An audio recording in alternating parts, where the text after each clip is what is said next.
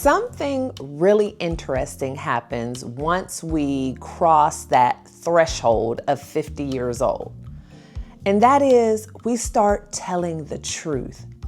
That quiet, polished, fluffy truth we used to tell now gets replaced with the real, honest truth that we used to keep to ourselves. And I just want to talk about 10 things that women over 50 start telling the truth about. And y'all know I got my notes, so just get ready for it. But the first thing is, we start telling the truth about the fact that we no longer have a desire to impress anyone. We wear what we want to wear, we say what we want to say, and we don't really give too much thought about what other people think. Now, don't get me wrong, I am going to be the first person to say that taking other people's advice and opinions into account at times is necessary. None of us are perfect. But I mean, we just really don't care for that unsolicited advice, people's opinions of who we should be, what we should do. Like, it doesn't matter. And we tell them the truth about that. Like, we let them know that your opinion was not solicited. Your thoughts are really not going to be considered in my decision making. We can say thanks, but no thanks, and we don't feel any way about it. We are confident in our choices. We are confident in our capabilities, and we just don't have the desire to impress anyone. It's like, take it or leave it. And I love that about this age. The next thing is, we're more clear about what we want in relationships, and that's both friendship types of relationships and romantic relationships. We know what we want. We've been there, done that. We know what our non-negotiables are about, and we don't have an issue bringing those things up or having those conversations early on in relationships. We're honest about the fact that we are in the second phase of our life, and we do not have a whole lot of time to be shucking and jiving and going through all kinds of mental acrobatics to be able to have conversations. We say exactly what we need. We set our boundaries. We set our expectations. And we're clear about those. We're not worried about losing people because of our honesty and because of how much we know what we want. We're not negotiating on things that we've negotiated on in the past, and we know that doesn't work for us. We are clear about what a relationship looks like for us. And we're also clear about not only our expectations, we're also clear about letting people know what they can expect from us. We will say what we'll do, what we don't do, how often we like to communicate, how often we like to go out, what types of communication serves best. We're clear on our love languages. We know what we need, and we don't have a problem communicating that. And that is so liberating to be able to have a conversation with someone and not feel ashamed, embarrassed, or afraid to express your feelings because you don't want to lose that person. We have loved and lost before, and we're willing to do it again in order to protect our peace. Number 3, many women are perfectly happy being single. Every single woman over 50 is not looking to be in a relationship. They are okay with the life that they lead. They are not lonely. They are not desperate. They have achieved a certain confidence in their life that they have the lifestyle that they want to live. And they are perfectly okay with that. And they are fine telling the truth about that. They are fine saying that, yeah, at 55, 60 or whatever, I'm interested in dating, but I never have a desire to get married again. I'm set in my ways. I like what I like. I don't want anyone disrupting what I got going on. I'm not really big into compromise, and I'm doing me. And women over 50 don't feel bad about that. They're not embarrassed about it, and they're not trying to convince anyone that they're happy. They're doing what they do, living their life like it's golden, and they are not going to feel like they're doing something wrong because they're choosing a lifestyle that maybe not be typical for a lot of other people. They don't have a problem saying, hey, I am dating multiple people, or I have, I've heard one of my friends say she got a full roster, and they're okay with that. Again, how liberating is that to be unapologetically you, doing the things that make you happy? And it's so funny when it comes to our lifestyle choices. Other people always want to tell us what's going to make us happy just because that's what would make them happy. Like, I have had people tell me before, just in certain things that I've done in my life, like, there's no way you're happy doing that. There's no way. Like, guess what? If it wasn't making me happy, if I wasn't good, I wouldn't be doing it. And the big one of those things, I know a lot of single women, 40 plus and 50 plus here, is there's no way you're happy being single. Don't you want to be in a relationship? And no, everyone does not, and it is okay. The next one, number 4, being a supportive or even submissive wife to the right man is not a weakness. And so we go from talking about being okay, being single, to also being okay, being in a marriage where you consider yourself to be a submissive wife. Now that's me. In the very beginning of my marriage, when I decided that that was the mindset and the approach that I wanted to take to my marriage, I didn't talk to a lot of people about it, and I really didn't need to because it was none of their business. But because of what I do and coaching women and being a big advocate for women's empowerment, I almost felt guilty by not sharing it. But it's just because for so long, and me too, in my upbringing and the early years of my adulthood, the word submissive was like a dirty word. It was like, God bless the child that's got its own. I'm woman, hear me roar. I don't need a man. Nobody's going to tell me what to do. I've already been raised. I don't need. But what I had to do was do my research, check in with my mental state, and figure out why that was such a big deal to me. Now, as a believer in Christ, there are certain things that I consider to be biblical, but not necessarily that if you don't go by these principles, you're wrong. But my kind of rule of thumb is, if it's in the Bible, it has to be right. Now, if you decide to do something else, it doesn't necessarily mean that you're wrong. However, if you're doing what's in the word, then that would mean you have to be right. And two things can be true at the same time. So I know that might sound a little contradictory, but I am just more open-minded. Nothing is black and white for me. And so this is not my first marriage. I have been married before, and I was married for about a decade. And I was not at all a submissive wife. I was absolutely the polar opposite of what was considered to be a submissive wife. I did whatever I wanted to do. I didn't check in with my husband about anything. And even though kind of the straw that broke the camel's back that led to the demise of my marriage really wasn't about that, I'm still the type of person that if something doesn't work for me, I'm always going to look inward to find out what I did to cause it to fail, what part I played and where I could be better. And knowing that there was a possibility that I would meet someone else in my life that I would want to share the rest of my life with, I didn't want to go into a new marriage with the same mindset and habits that I had in my previous marriage. And so one of the things that I worked on was kind of being able to relinquish control, being able to be someone who was more willing to compromise and not this my way or the highway. I also truly believe that in order to adopt those types of principles, that you do need to be equally yoked and with someone who you truly respect and trust.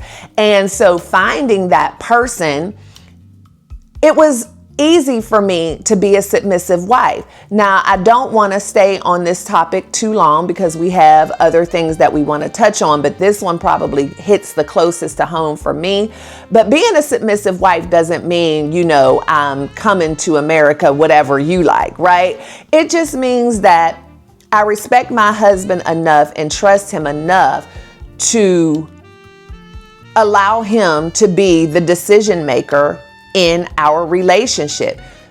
But at the same time, he also considers me in every decision that he makes.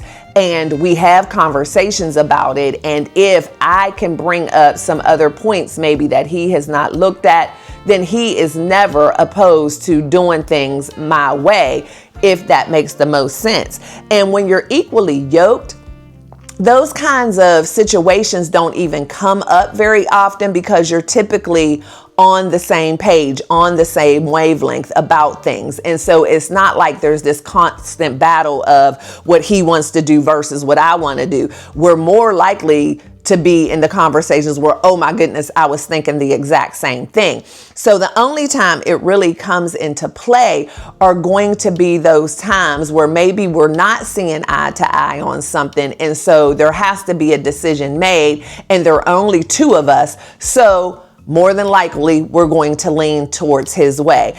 And another thing about being equally yoked means that even when we don't agree 100%, we're not on opposite ends of the spectrum. So it's usually going to be some small, minute detail where it doesn't really matter that much. And so when our goals are aligned and we're both wanting the same things, it's not really that big of a deal. I just respect my husband as the leader of our household, but it's nothing that I think about every day. But in turn, it's also made me a better person because being able to compromise and see others' perspectives only makes sense, right? And I didn't have those tools before. And it's just also a lot of stress off of me because now I truly have a partner and we consider each other. And so, yeah, I don't mind telling the truth about this at this big age. It's like whoever thinks it's crazy and, wants to question it, then that's just not for you. But as for me and my house, that's what we do. So let's see. Number 5.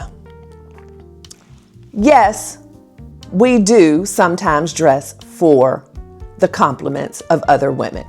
And I know, men have said it for years, like, y'all don't dress for us, y'all dress for each other. And we would say, no, I'm not dressing. I don't care what anybody thinks. Yes, we do. I absolutely love to get compliments from my girlfriends like, oh, girl, that is so nice. Where did you get that? Oh, you always look so good. When I walked into the club that we're a member of the other day, and one of the ladies who is always at the front desk was like, Miss Stay, every time you walk in here, I am always so excited to see what you're going to have on. You put your clothes together so well.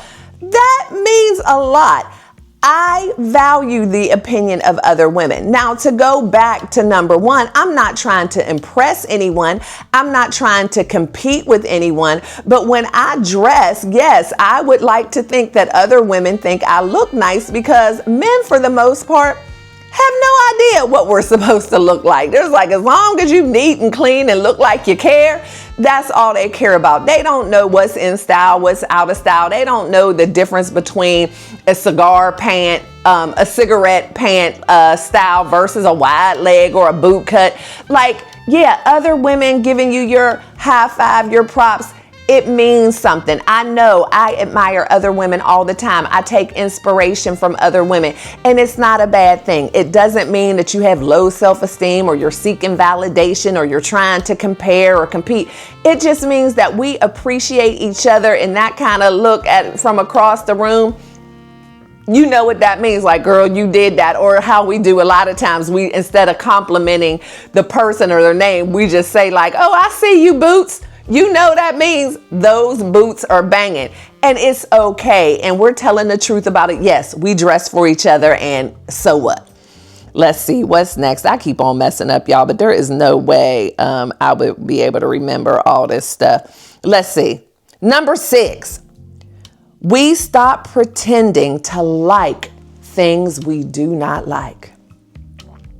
How many times have we gone to that event that we're absolutely not interested in going to?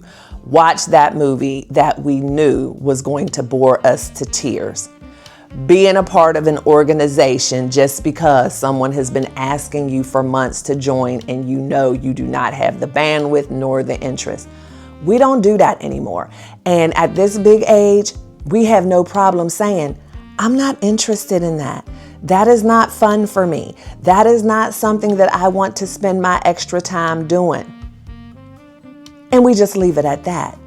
For so many years, so many of us were participating in things, doing things, going to things that we were not interested in at all, but just felt like we had to do it because we didn't want to hurt somebody's feelings. And then we did it and we put a smile on our face and we were wearing ourselves out. At this big age, we don't do that anymore. We have no problem saying, I am worn out. I don't need one more thing on my plate, not one more organization, one more event, one more responsibility. I don't like it. I don't want to be involved. No, I am not going to that hot yoga class with you, girl. Go tell me all about it because I already know I'm not going to like it. But if you like it, I love it for you. And we don't have a problem doing that. And when you're surrounded with mature individuals and you truly find your tribe, it is not going to bother them in the least when you say you don't like it and you're not interested. And so we don't force ourselves to do anything just to spare other people's feelings or just so people will like us. If we don't want to do it, we don't do it. If we don't like it, we say we don't like it and we're not going to participate. I think that was number 6, y'all. What's the next one?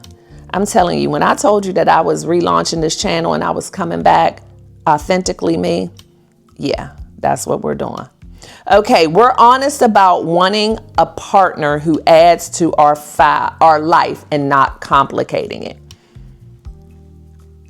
We want people who are going to add value to our lives. We want people who are going to support our peace.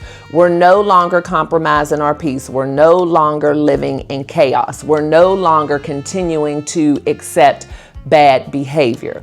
We want people who are going to add to our life. Not necessarily that in dating, you need somebody to add financially, because that's something else that we're being more honest about. And let me check what number this is before I start talking about something that we're already, okay, I'm gonna talk about that later. Okay, so we want someone who adds value. We don't want someone who constantly has us upset, someone who we're always having to argue about. Again, 50 plus, what are we arguing about? If we have a discussion, if we have something where we're trying to work something out, there's nothing wrong with that. But those arguments, yelling, screaming, calling names, going to bed mad, not speaking to each other for days, who has time for that? We have very little to no tolerance for anything that is going to be chaotic and disruptive to our peace. And we don't mind letting people know that. And again, a lot of these things are both in regular friendships or romantic relationships. I don't want to be involved in relationships that are going to drain all of my energy. At our ages, there are enough things that we're dealing with. We're dealing with adult children. We're dealing with aging parents. We're dealing with our own health and well-being. Those are the kind of things that are just inevitable. And those things are going to stress you out. And those things are going to cause some drama and chaos every once in a while. So that's what I'm going to save my energy for, the important things. But that going back and forth and just arguing about everything and you just can't please them no matter what you do, we're not doing that anymore, and we're being honest about it. We're nipping that stuff in the bud. We're calling it out right when it happens and say, I'm not doing this. I'm not dealing with it. And we're okay with that because we realize that the conversations and things that we have been avoiding for so many years because we didn't want to disrupt anything, it was actually making it worse because you're just letting it fester and you're letting it fester, and eventually it's going to come to a head. Well, now we're not waiting for it to come to a head. As soon as we see anything, we're saying something and we're chopping it off at the knees right then and there. All of that whole description sounded very violent, but I did not mean it that way at all. Let's see. Number 9, we realize attraction has a lot more to do with character than appearance. So for those of you who are single, I know that list you probably had about the man of your dreams back in your 20s or even 30s probably looks a lot different now. I know for me it did because I married Wallace at 40. And what I thought I wanted and what I thought was important to me at 40 was completely different than it was at 20 and 30. Those long lists of this, what we consider to be an ideal partner, usually are so superficial and really don't have anything to do with real substance. We're like, oh yeah, he has to be, 6'5" with jet black hair and caramel brown eyes, and he needs to drive a black sedan, and we're like, what does that have to do with how he's going to treat you? What does that have to do with the quality of life that you're going to have with this man? What does that have to do with the legacy that you're going to build together, the memories you're going to create? Like, no, it doesn't mean anything. Another thing that stopped mattering to me as much when I was 40 and when I married Wallace was the whole financial piece. Like, I was already whole when I met Wallace. I was doing my thing, raising my boys. I had a home. I had a business. And so what I was looking for was companionship, someone I could trust, someone who really cared about me, someone who was really going to care about my sons, someone who didn't bring a lot of drama, someone who had already done the work to heal themselves so that we could be two complete people. And a lot of that other stuff didn't matter. Now, I know y'all could say easy for you to say because, my husband is fine, but I'm just saying, even if he wasn't, it wasn't an issue for me.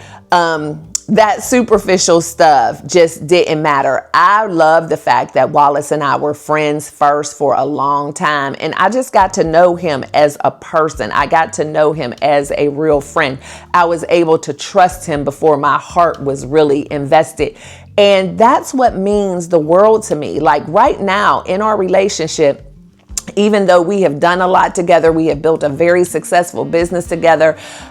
He has been a lot of those things that were on my old list. I just consider that stuff all bonus. What really matters the most to me is the friendship that we continue to have to this day. The fact that we can sit and just laugh and laugh and laugh about the silliest things. The fact that there is no one else that I would rather do life with than him. Like, I don't have a desire to get away from him. Breaks, like people ask all the time, y'all work together and everything. Don't you get tired of being with your husband all the time? No. And if you do, then maybe that's not your person. Like, we still have our us time separately, but it just happens organically. It's not because, oh, I need a break. Wallace is getting on my nerves. No, it's just like sometimes we just retreat to our separate offices, or I'm down here in the room watching something on TV. He's up there watching TV. But most of the time, we're going to be together. And even if we're not engaging, which I love that. There's times when Wallace is up there watching his 007 or whatever and messing around on the game. And then I have my laptop and I'm working on what I'm working on. And we're not even talking, but just being in each other's presence makes us feel good. Just the fact that I know he's right over there on the other couch. And those are the kind of things that are so important, but you don't see them a lot on those lists of the 20 somethings and the 30 somethings. But as you get older, you just start to realize that the most important things are that companionship, that trust, that laughter. That's what you're really looking at. And no height, no skin complexion, eye color, car, bank account is going to give you those things. And so we're telling the truth about that. All right. Number 10, last but not least, we realize life after 50 can actually be one of the best seasons. And that's one that I can say for sure. As I was approaching 50, I started to be a little scared, a little anxious, like, oh my gosh, my life could be half over. And, what I haven't accomplished, all the things. And I had to get rid of that mindset right away and realize everything that I had gained. Number one, I have gained a lot of wisdom and knowledge over the last 54 years. Number two, I have gained a lot of freedom over the last 54 years. My children are grown, they're thriving, they're doing their thing. I am no longer responsible for their entire schedule and everything that they have going on. And so now I'm able to really focus on me and the things that I love to do. I have gained some great friends over the last few years to the point now where my circle is tight. I know who my people are. We're rocking and rolling together.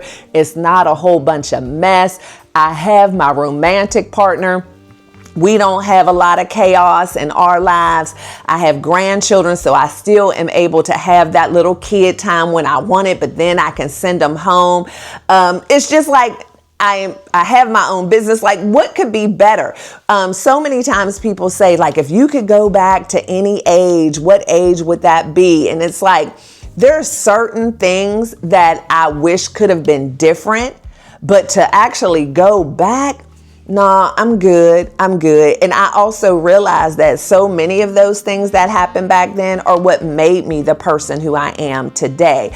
And it also makes me appreciate what I have today so much more. And it's just unrealistic to want to go back to change things, because no matter what you change, something else is going to happen, because no one's life is perfect and it's never going to be perfect. So wanting to go back is just not a big deal for me. But what I do want to do is honor who I was then, appreciate who I was then, and never forget the lessons that I've learned along the way, so that I can continue to be humble, I can continue to be grateful, but just appreciate who I am now, what I have now, and the life that I am blessed to lead each and every day. So hopefully something I said resonated with you all. I'm sure a lot of you were probably like, yep, girl, me too. Yeah, I am telling the truth about that. We don't need to sugarcoat anything. If there's anything on that list that I missed, please be sure to drop it in the comment, and then also drop me a brown heart emoji in the comments, just to let me know that you stayed through until the end. Also, if you know anyone who needs a tribe like this, a little support, that sisterhood, make sure you share the video with them. And if you haven't already, please be sure to hit that subscribe button so that you can become a permanent part of this tribe. And then go ahead and hit that notification bell so that you never miss any content. And y'all know the drill. I love and appreciate each and every one of you to bits and pieces. Always be kind and love one another, but don't forget to live your life. LYFE. Love yourself first explicitly. And I'll see y'all on the next one. Bye.